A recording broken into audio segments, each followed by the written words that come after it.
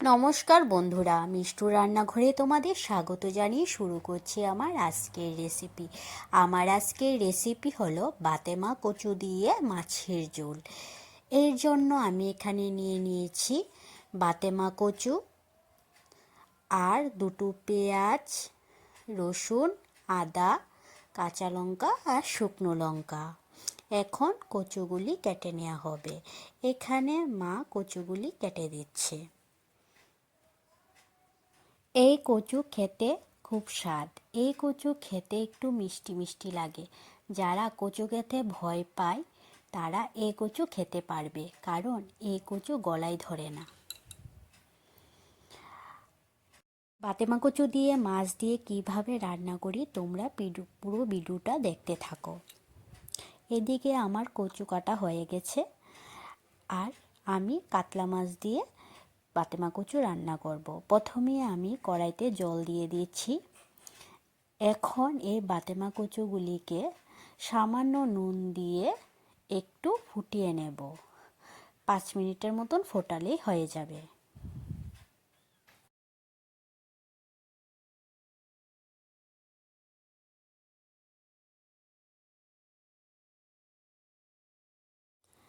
বাতেমা কচুগুলি 5 মিনিটের জন্য ফোটানো হয়ে গেছে। এখন আমি কচুগুলি থালায় তুলে নেব, আর এদিকে আমি এখন মশলাগুলি করে নেব। প্রথমে আমি জিরে আর ধনে একসাথে বেটে নেব।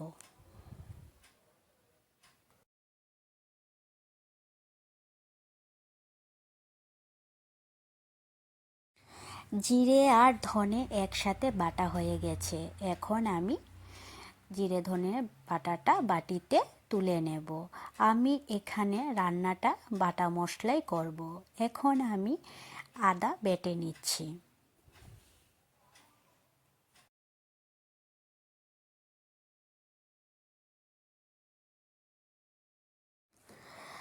আদা বাটা আমার হয়ে গেছে। এখন আমি আদা বাটাটা বাটিতে তুলে নেব।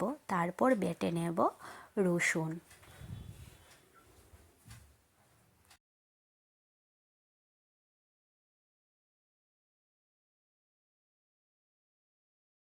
রসুন বাটা হয়ে গেছে। এখন আমি বেটে নেব কাঁচা লঙ্কা, শুকনো লঙ্কা একসাথে।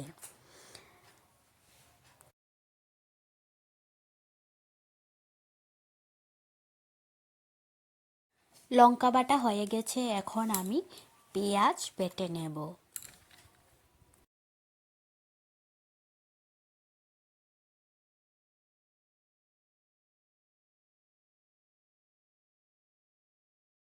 একে একে এখানে সব মশলা আমি বেটে নিয়েছি।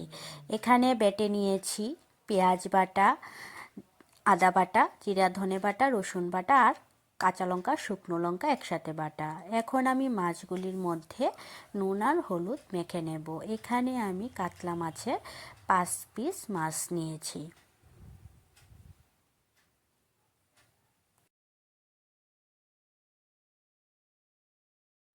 মাছগুলির মধ্যে নুন আর হলুদ মাখা হয়ে গেছে। এখন আমি গ্যাসে কড়াই বসিয়ে দিয়েছি মাছগুলি ভাজার জন্য। দিয়ে দিলাম সর্ষের তেল। রান্নাটা আমি সর্ষের তেলেই করব। তেলটা গরম হয়ে গেছে। এখন আমি দিয়ে দেব সামান্য নুন। নুনটা দেওয়ার কারণ হলো অনেক সময় মাছ নিচে লেগে যেতে পারে। এর জন্য নুনটা দিলে মাছ নিচে লাগবে না, মাছটা উল্টাতে সুবিধা হবে। মাছগুলি আমার ভাজা হয়ে গেছে। এখন আমি মাছগুলি নামিয়ে নেব।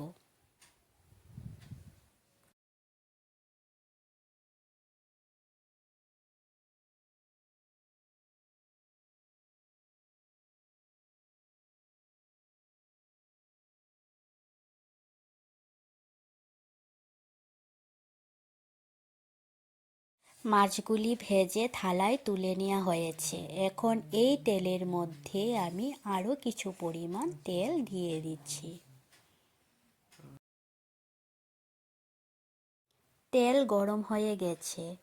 এখন দিয়ে দিচ্ছি পেঁয়াজ কুচি। পেঁয়াজ কুচিগুলি দেওয়ার পর পেঁয়াজ কুচিগুলিকে ভালোভাবে ভেজে নিতে হবে। এখানে আমি দিয়ে দিচ্ছি তেজপাতা।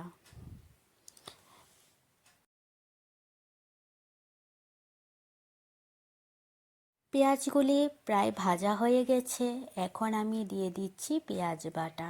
পেঁয়াজ বাটা দেওয়ার পর পেঁয়াজ বাটাগুলিকেও ভালোভাবে ভেজে নিতে হবে।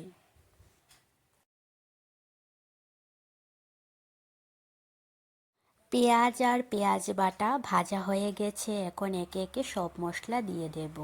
প্রথমেই দিয়ে দেব 2 চামচ জিরে আর ধনে বাটা, তারপর দিয়ে দেব 1 চামচ আদা বাটা, তারপর দিয়ে দেব 1 চামচ রসুন বাটা, আর দিয়ে দেব 2 চামচ শুকনো লঙ্কা আর কাঁচা লঙ্কা একসাথে বাটা।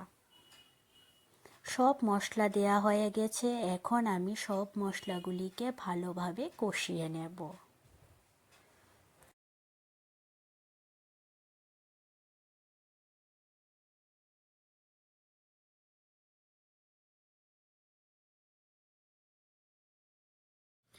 ভালোভাবে মশলা কষানো হয়ে গেছে, এখন আমি দিয়ে দেব বাতেমা কচুগুলি। কচুগুলি দেওয়ার পর আমি দিয়ে দেব পরিমাণ মতন হলুদ আর পরিমাণ মতন নুন।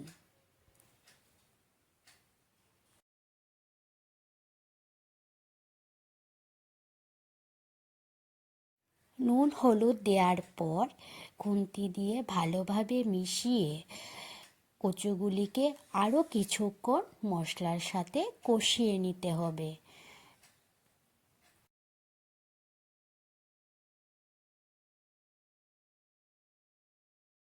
বাতেমা কচুগুলি মশলার সাথে ভালোভাবে কষানো হয়ে গেছে, এখন দিয়ে দিচ্ছি জল।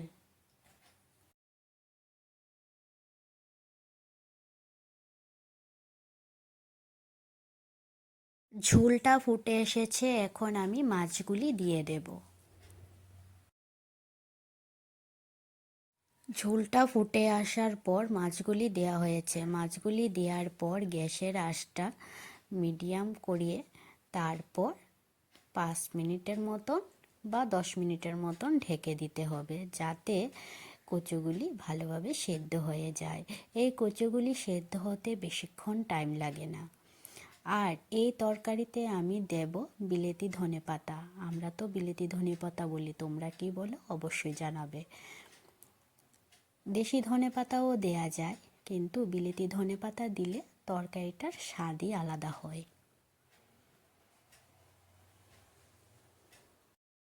বাতেমা কচু দিয়ে মাছের ঝোল রান্নাটা আমার হয়ে গেছে, এখন আমি বাটিতে নামিয়ে নেব।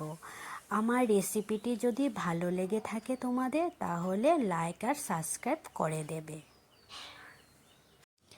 আর এই রেসিপিটি বাড়িতে অবশ্যই একবার ট্রাই করবে, খুব ভালো লাগবে।